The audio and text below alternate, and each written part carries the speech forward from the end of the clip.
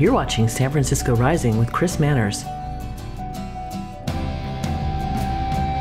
Today's special guest is Carla Short. Hi, I'm Chris Manners and you're watching San Francisco Rising, the show that's about restarting, rebuilding and reimagining our city.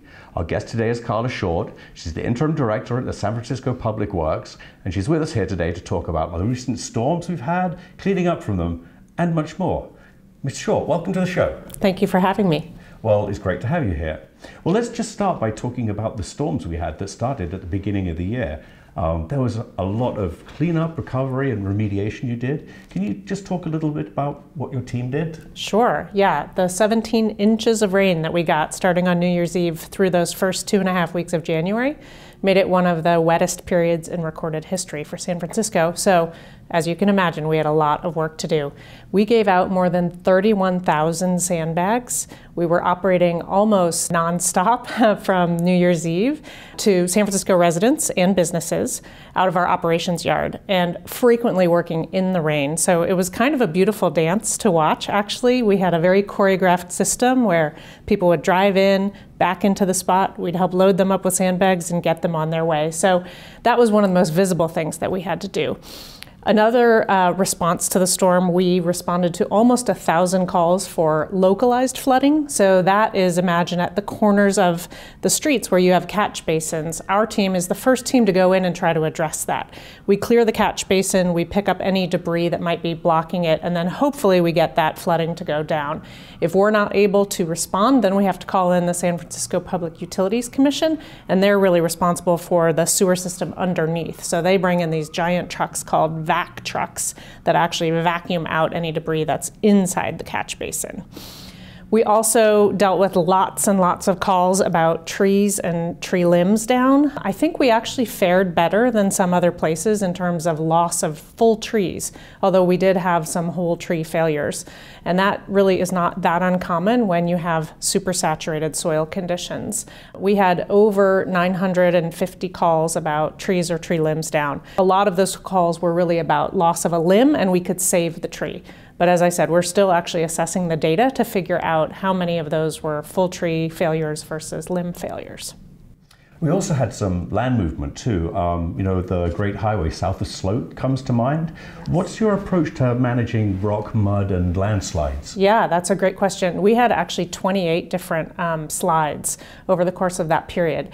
And it's kind of an interesting process. So the first step is we have our geotechnical engineers or our structural engineers go out and take a look to see, is the hillside safe? Do we need to stabilize it in some way? Or do we just need to do some cleanup? So once they've made their assessment, they will recommend the next steps.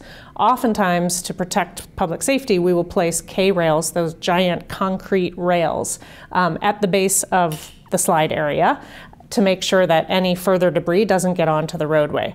Then we bring in our heavy equipment to scoop up whatever may be on the ground and move that off of the roadway, and then we can try to open the roadway. In some cases, we will actually inject some rocks or some other stabilizing forces either into the slide area or sometimes below the roadway. Right now, there's nothing that's unstable out there, but we are keeping a close eye on some of those areas, including that Great Highway area.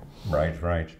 Well, so, talking about the storms and the city's response, it sort of maybe brings us to the Southeast Community Center, where I understand there's some really interesting rain remediation project going on. Could you talk just briefly about the entire construction project and then some of the innovative ways you're managing rainwater there? Yeah, that is one of our favorite projects. That's a beautiful new community facility. We were actually involved in pretty much every aspect of developing that project for the Public Utilities Commission. So they were our client. We did the design, project management, construction management, and importantly, to your question, the landscape design for that project. And one of the things that we included was stormwater management throughout the entire project site. So that project captures all of the rainwater that lands on the roof and actually flows it into the landscape where we have rain gardens. So the intent is that we can actually slow the water down and give it areas to collect so that it can actually percolate into the ground rather than going into our combined sewer system. When we have sewers that get overloaded, because our rainwater mixes with our sewer treatment storm sewer system, we actually can end up discharging into the bay, which we don't want to do. So anything we can do to just prevent those combined sewers from getting overloaded is really a good thing. And in this case, it actually allows the water to collect on site and then percolate into the ground, which is the best way to manage that stormwater. Right. And it's beautiful and provides habitat. A lot of native species were used. So it's really, I encourage everyone to go see it. It's a really special place. That's great. Now, on a totally different note, there was recently some news about how City Hall is powered by steam, which is super unusual, I think. And I understand Public Works actually does the maintenance on the system. Can you just talk about that a little bit? Sure. Yeah, that's an unusual situation. That steam loop was actually built when the city was recovering from the 1906 earthquake. So they installed it in about 1915, and originally it powered a lot of the buildings around the Civic Center area. Now it only provides steam to about 4 buildings in Civic Center, but that's how we keep buildings like City Hall warm in the winter. The steam goes into radiators and then provides that heat. So it's an old system for sure. And if you ever go by and you see steam billowing out of the manholes or other spaces, that's an indication of a leak, actually. So we spend a lot of time trying to fix these leaks because it's an old system. It's actually managed by our real estate department, and at one point they were looking at trying to replace the whole thing, but I think that would be a pretty massive undertaking. So right now they really focus on making as-needed repairs. We did a big repair last year on Grove Street where we spent a month and a half working on all the known leaks in that area. And if you can imagine climbing into the roadway, it's a very tight spot, and you have to use blow torches to seal up the leaks. So it was a pretty intense operation. And now we're seeing some more leaks occurring on Polk Street. So we will probably be out there once it warms up a little bit to fix those leaks. Excellent. So finally, let's discuss what's been called the reunification of Public Works. At one point, there was a proposal or a plan to split off a division called the Streets and Sanitation. But now that's been shelved, and Public Works is going to just retain being a single entity. Can you just talk us through that process? Sure, yeah. The original proposal was actually a ballot measure that was voted on by San Francisco voters to split the department into 2. And it would basically create the Department of Sanitation and Streets that was really going to encompass all of our operations division. So it was billed as really a street cleaning department, but it would encompass everything that we currently refer to as operations. When we worked on preparing for that split with the city administrator's office, we found that there were actually 91 what we call touch points between our operations work and our engineering and architecture side. So we really felt like it could be very difficult to split into 2 departments. We have so many areas of overlap. So there was a new ballot measure put on last November to basically reunite the department.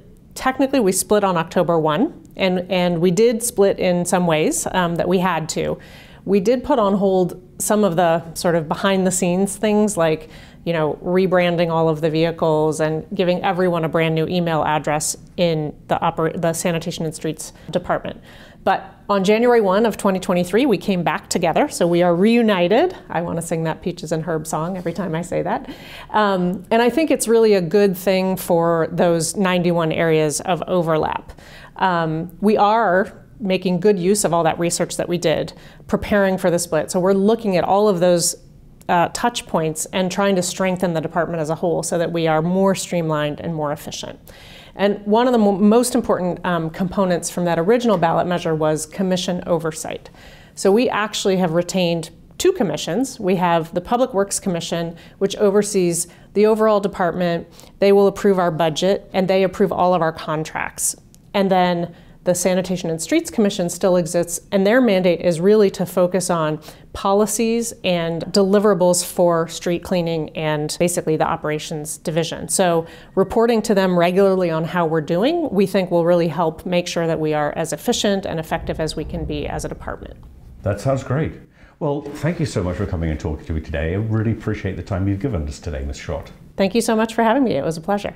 Well, and that's it for this episode. We'll be back with another one shortly.